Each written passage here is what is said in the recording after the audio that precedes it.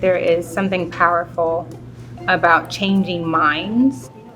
As educators, we have the opportunity to open windows that most people don't have the opportunity to do. So I always thought education was important, and I hope that through teaching, I can convey that to my students as well.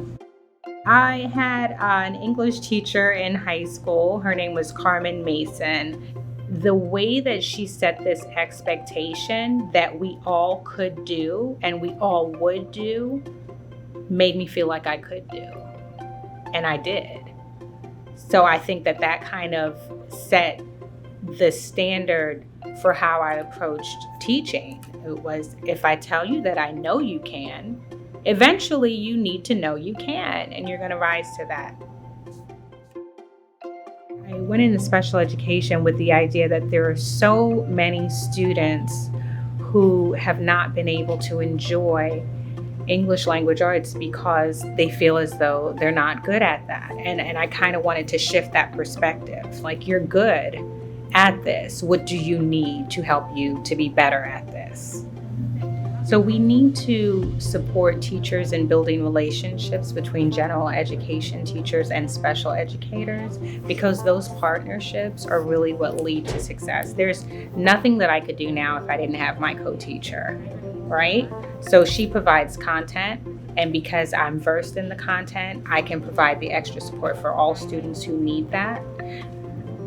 In previous years, we had situations where students would have to be pulled out of a classroom and receive that support elsewhere.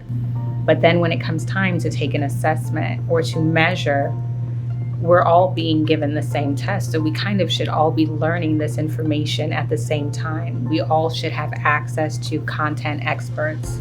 We all should have access to special education teachers who can provide the supports within the classroom so that you have access. You would walk into my classroom, any class period, and you would not know who the special education student is.